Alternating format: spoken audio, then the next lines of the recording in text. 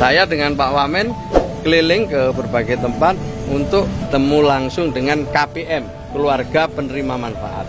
Dengan bertemu mereka kita lebih tahu tentang profilnya dan sekaligus ingin memotivasi agar mereka semangat untuk bisa segera naik kelas, tidak ikut dalam program penerimaan bansos, tapi naik ke usaha-usaha produktif bagi yang usia produktif.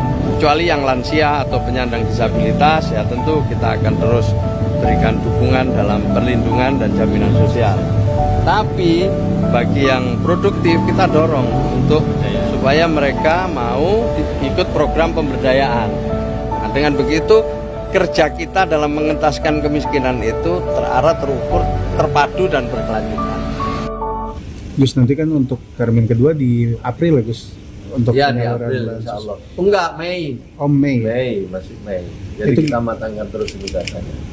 Artinya sebelum Mei itu akan DTSN ini bakal dijadikan acuan untuk salur bansos triwulan 2. Itu akan kita jadikan pedoman nanti.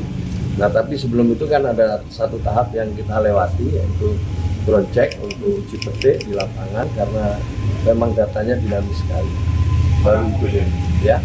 Berarti sebelum nantinya Mei ground check itu udah 100%. Tentukan, setelah itu baru kita salurkan. Kira-kira ya kalau nggak Mei ya paling lambat itu, tapi kemungkinannya Mei dengan DTSN berarti. Dengan DTSN, dengan data yang terbaru. Apakah nanti ada yang keluar dari? Ada, jadi ada yang exclusion error, ada yang inclusion error, ada yang mereka keluar nggak dapat lagi, tapi ada yang sebelumnya nggak dapat. Itu ada sekian persen. Soal sekolah rakyat ada anggapan sekolah rakyat itu membuat kelas-kelas baru. Kayaknya kelas-kelas baru itu kayak menstigma anak-anak yang dari prasejahtera. Iya, kan udah berulang-ulang disampaikan termasuk oleh Prof. Nur ya, bahwa ini membuka akses bagi mereka yang memang katakanlah keluarga yang dalam statistik itu tidak bisa menuntaskan sampai tingkat SMA, ya, banyak sekali itu. Jadi berhenti di SD, berhenti di SMP gitu. Nah, maka kita saling melengkapi, saling memperkuat, dan nanti kita lihat dalam perjalanannya bisa seiring sejalan lah, insya Allah. Ya karena yang membuat kurikulum juga dari tingkat sekolah, bukan orang lain atau bukan pihak lain juga. Ya seperti sekarang ini kan ada sekolah unggulan, ada sekolah ini, ada sekolah itu. Jadi sekarang ini yang penting adalah membuka akses lebih luas kepada keluarga miskin untuk bisa memperoleh pendidikan dalam rangka memutus mata rantai kemiskinan. Nah, nanti kita lihat, kita akan evaluasi setelah jalan. Terus update tentang bansos itu yang tentang pengaturan bansos dibatasi 5 tahun.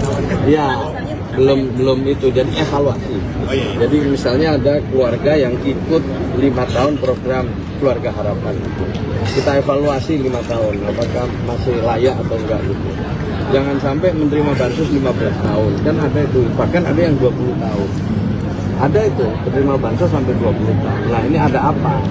Kita pertanyakan ada apa mereka sampai 20 tahun. Apa mereka lansia atau penyandang disabilitas, itu kita maklum. Tapi kalau mereka itu adalah sehat, apalagi di usia produktif, tentu buat mereka sendiri juga sayang. Maka kita alihkan mereka ke program pemberdayaan. Bantuan modal, bantuan pelatihan untuk manajemen usaha, atau kalau mereka ingin kerja, ikut pelatihan pendidikan, pelatihan kerja di Kementerian Tenaga Kerja atau di Kementerian yang lain. Jadi sebenarnya kita ingin mendorong mereka ini graduasi, tidak stay di perlindungan dan jaminan sosial, kecuali yang memang lansia dan penyandang disabilitas. Tapi kalau yang sehat, yang ini sayang dong, usianya dia juga sayang, masa cuma nunggu bansos. Udah terbit belum?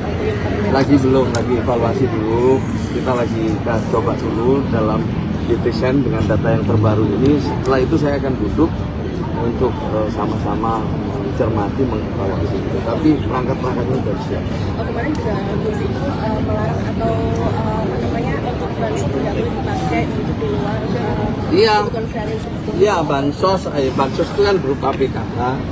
dan juga ada bantuan pangan non tunai.